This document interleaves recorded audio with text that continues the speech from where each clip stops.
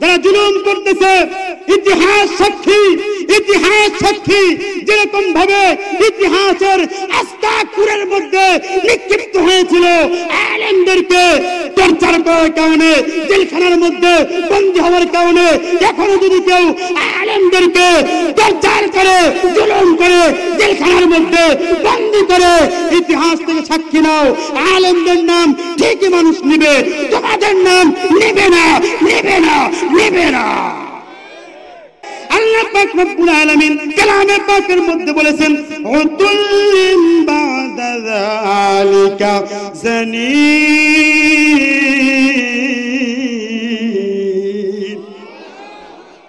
যাদের জন্মের কোনো ঠিক নাই তারাই আলেমদেরকে গালি দেবে। কথা বলেন ঠিক কিনা?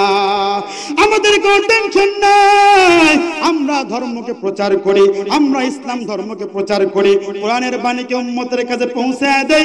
এই যে দেখেন রাতের পরে রাত, দিনের পরে দিন আমরা পরিবার থেকে বিচ্ছিন্ন হয়ে থাকি, না আছে আমাদের গোসল, না আছে একটু আমাদের ভালোভাবে খাওয়া দাওয়া, এই যে রাস্তার মধ্যে আমাদের দিনগুলো কেটে যায়।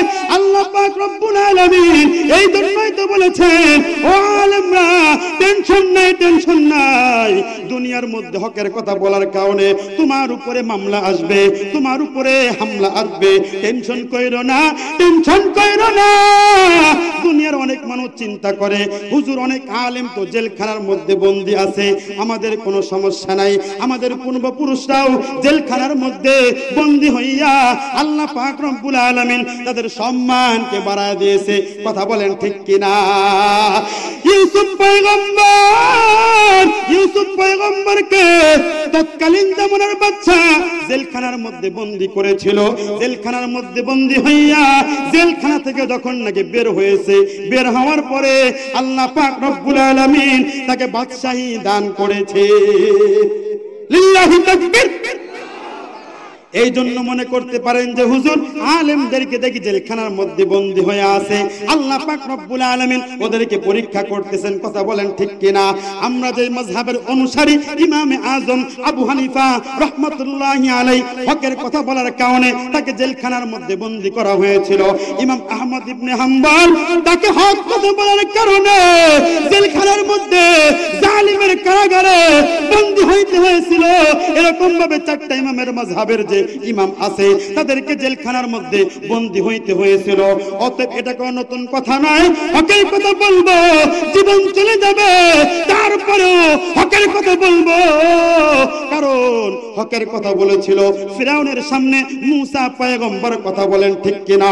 হকের কথা বলেছিল আবু জেহেলের সামনে, উতবার সামনে, সাইবার সামনে আপনার আমার পয়গম্বর সরকারে দো আলম নবী হকের কথাগুলো তাদের সামনে কথা বলেছিল। আপনারা বলেন তো ফিরাউনের নাম দুনিয়ার কোন মানুষ নেয়? কথা বলেন নেয়? আবু জেহেলের নাম কেউ কি নেয়? কোন সন্তানের নাম কি আবু জেহেল রাখে? কোন সন্তানের নাম কি ফিরাউন রাখে? না না না না না, বরঞ্চ বাবু হওয়ার পর ছুটে আসে মসজিদের ইমামের কাছে, চলে আসে মাদ্রাসার হুজুরের কাছে, আয়েশা বলে হুজুর একটা আল্লাহ পাক রব্বুল আলামিন ছেলে দান করেছে, সুন্দর একটা আপনি নাম রাখিয়া দেন। কথা বলেন ঠিক কিনা? আমার ভাইরা, আমার বন্ধুগণ, আমি বলতে চাই যারা জুলুম করতেছে ইতিহাস সাক্ষী যেরকম ভাবে ইতিহাসের আস্তাকুরের মধ্যে নিক্ষিপ্ত হয়েছিল আলেমদেরকে টর্চার করার কারণে, জেলখানার মধ্যে বন্দী হওয়ার কারণে, এখনো যদি কেউ আলেমদেরকে টর্চার করে, জুলুম করে, জেলখানার মধ্যে বন্দী করে, ইতিহাস থেকে সাক্ষী নাও, আলেমদের নাম ঠিকই মানুষ নিবে, তোমাদের নাম নেবে না। বুঝতে পারছেন? এই জন্য আমরা ভয় করি না। আল্লাহ বলেছেন লা তাহজান ওয়ালা তাখাফ, কোনো ভয় নাই, কোনো টেনশন নাই। ও আমার উম্মতের আলেমরা, দিন প্রচার করো, বাঁচলে গাজী, মারলে শহীদ, এটা নেই। আমরা মাঠে ময়দানে নেমে পড়েছি। কথা বলেন ঠিক কিনা?